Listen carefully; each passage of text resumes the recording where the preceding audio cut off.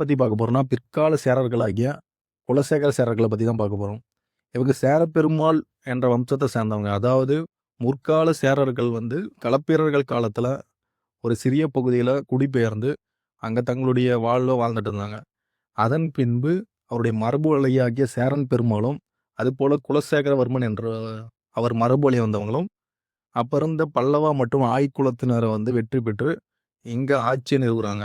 அந்த எங்க தலைமையிடமா வைக்கிறாங்க பார்த்தா, மகோதீபுரம். அதாவது இப்போது உள்ள திருச்சூர்ன்னு கொடுங்கைநல்லூர் என்ற பகுதியில தன்னுடைய ஆட்சிய நிறுவிட்டு, அங்கருந்து இப்ப இருக்கிற கோயம்புத்தூர், கரூர் வர ஆட்சிய நீடிக்கிறாங்க. அதுபோல தெற்குல திருநெல்வேலி வர தங்களுடைய ஆட்சி பகுதிய கட்டுப்படுத்துறாங்க. இது மட்டும் இல்லாது இவங்க 2வது தலைநகரமாக தற்போது உள்ள உதகை, அதாவது ஊட்டிய வந்து 2வது தலைநகரமாக வச்சிருக்காங்க. முக்கியமா பார்க்க வேண்டியது சேரப்பெருமான் எனப்படும் சேர அரசர், சோழ அரசருக்கு தன்னுடைய 2 மகளையும் வந்து கல்யாணம் பண்ணி குடுத்துருக்காரு. அது மட்டும் இல்லாத அவருடைய பல்வேறு போர்ல இவங்களுடைய சேரப்பெருமானுடைய படையும் வந்து இருந்திருக்கு.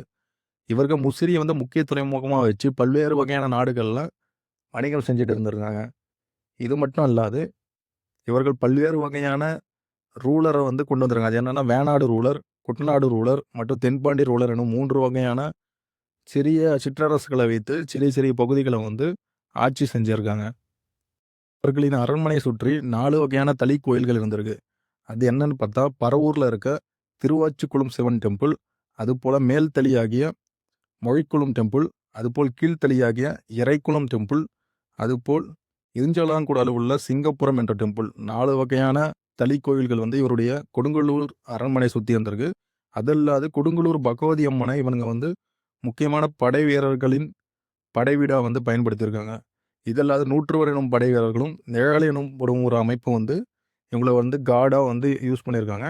குலசேகர சேரர்களின் முக்கிய அரசனாகிய குலசேகரவர்மர் என்ன பண்றாருன்னா, பிற்காலத்துல திருமால் மேல இருக்க அதிக அளவு பற்றா காரணமாக தன்னை வந்து ஆழ்வாரா வந்து மாத்திக்கிறாரு. அதிக அளவு வைணவம் சார்ந்த, திருமால் சார்ந்த பாடல்கள் பாடிக்கொண்டு, அப்போது வைணவத்தை பரப்புறதுக்காக தன் துறவி பூண்டார். அது மட்டுமல்லாது, இவருடைய இறுதி அரசராகிய ராம குலசேகர என்பவர் குலோத்துங்க சோழனால் அவருடைய கொடுங்கல்லூர் அரண்மனை இடிக்கப்பட்டு, அவர் பிற்காலத்துல கொல்லத்த தலைமையிடமாக வச்சு கொல்லாண்டி என்ற பகுதியை ஆட்சி பண்ணிட்டு இருக்காரு. அது இல்லாத முசிறியில இருந்த தன்னுடைய துறைமுகத்தை தொண்டி எனப்படும் கொல்லத்துல உள்ள கடற்கரையை துறைமுகமா பயன்படுத்தியிருக்காரு. இத்தோடு இவருடைய ஆட்சி நிறைவடைந்து பின்பு திராவண்கூர் எனப்படும் புதிய வம்சம் தோன்றுகிறது. 1729ஆம் ஆண்டு வேணாடை ஆண்ட சிற்றரசராகிய மார்த்தாண்டவர்மன் என்பவரால் சேர அரசு முடிவுக்கு கொண்டு வரப்பட்டு திருவிதாங்கூர் அரசு தோற்றுவிக்கப்படுகிறது. தினமும் இது போல ஒரு வரலாற்று நிகழ்வை தெரிஞ்சுக்கணும்னா நம்ம சேனலை சப்ஸ்கிரைப் பண்ணுங்க. நன்றி.